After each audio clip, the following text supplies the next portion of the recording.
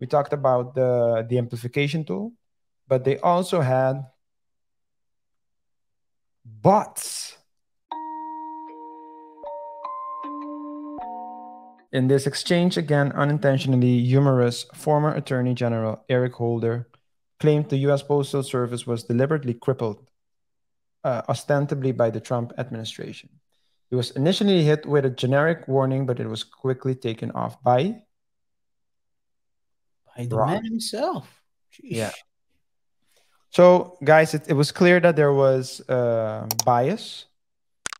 And if we're talking about free speech, it should be free speech for us. And you could see that there are certain tweets that both sides. Let's go to 45. Stay at 45. Yeah. That both sides were were tweeting, but it was like so. It was they were tweeting similar things, but one side, the Republican side, was oftentimes limited or censored, while the liberal side wasn't, or the Democratic side wasn't.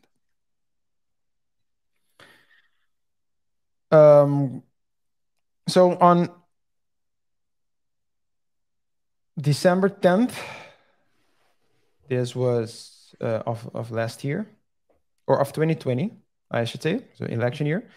Twitter introduced the de-amplification tool, L3 de-amplification tool. And what it basically did was, when they apply the tool, your tweets, your posts wouldn't get the same traction as they would if they didn't have the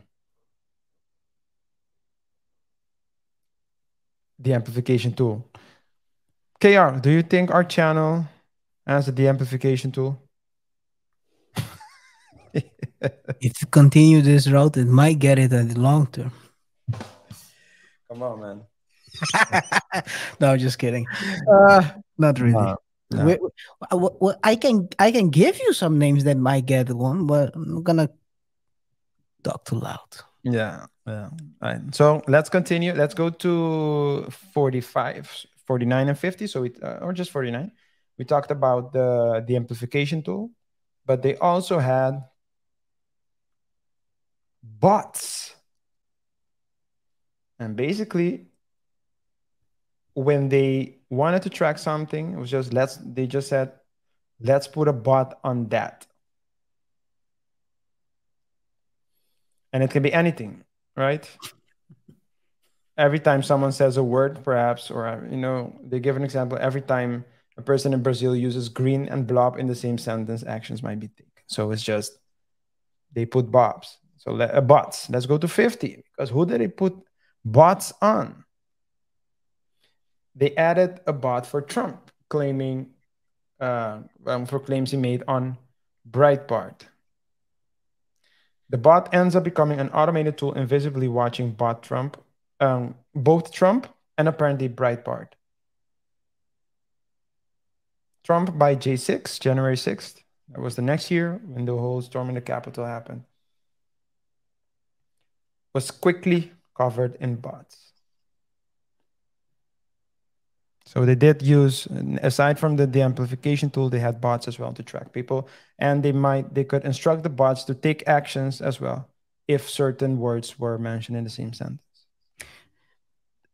Sorry, I'm interrupting you. But so far, based on your summarization, it seems like Twitter was more concerned about limiting speech than actually improving the whole platform they have. Yeah, that's a very fair statement. Very fair conclusion.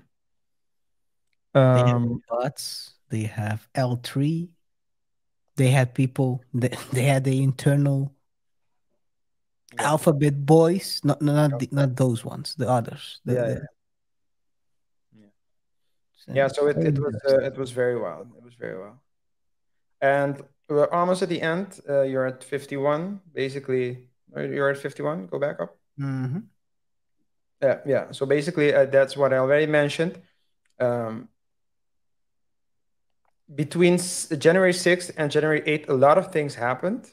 But for the current team that's doing the investigation to figure out what happened and what was set between the various parties. They would need to know the basic of the company's vast lexicon of acronyms and Orwellian onwards. So they were basically, in short, they were talking in codes. They were messaging in codes with one another. So that's why it's taken a while for them to decipher everything.